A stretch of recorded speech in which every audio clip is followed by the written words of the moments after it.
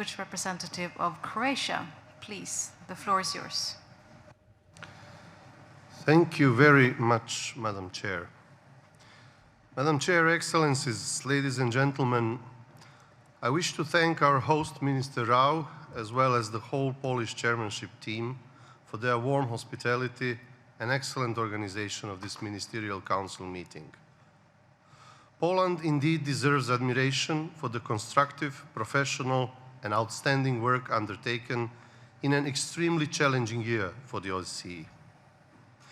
Today, it is more evident than ever how important the OSCE concept of cooperative and comprehensive security is.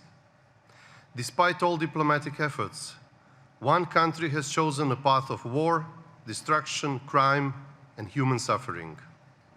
Croatia condemns in the strongest possible terms the unprovoked and unlawful Russian aggression against Ukraine. The Russian attack on Ukraine is an attack on all OSCE values, principles and commitments, on the entire European security, as well as on international law and the global rules-based order. We urge Russia to immediately stop all military actions, fully and unconditionally withdraw its armed forces from the entire internationally recognized Ukraine territory, and respect its OSCE commitments and the obligations it has undertaken under international law. We equally urge Belarus to cease its support to the Russian illegal war against Ukraine, be it through participation of its armed forces or through allowing use of its territory for military actions. Any support for criminal behavior is a crime in itself.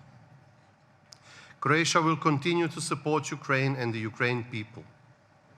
In this context, we were proud to host in Zagreb the first parliamentary summit of the Crimean Platform in October this year, which gathered delegations from 50 countries and institutions.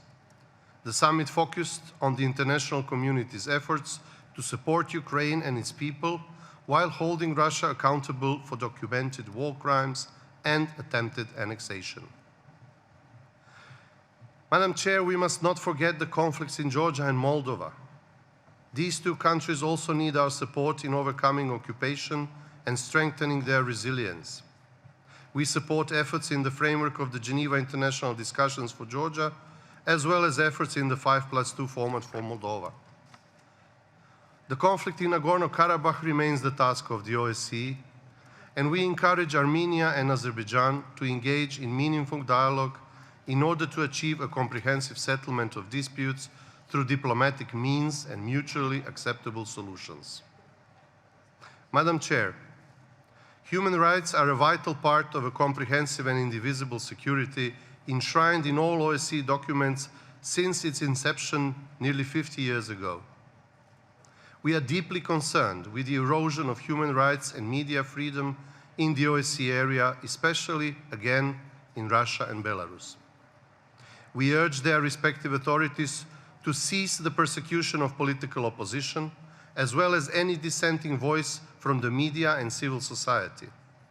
Instead, they must respect and protect human rights and media freedom in compliance with their obligations, principle of democracy, and the rule of law. Moreover, after the devastating effects of COVID-19 pandemic on global economy, the war of aggression against Ukraine has endangered global food and energy security, and it has hampered our fight against climate change.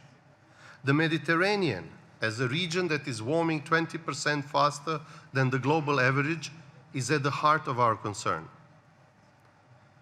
Croatia strongly supports the High Representative Schmidt's decision to bolster stability and functionality through amendments to the Constitution and the election law in Bosnia and Herzegovina.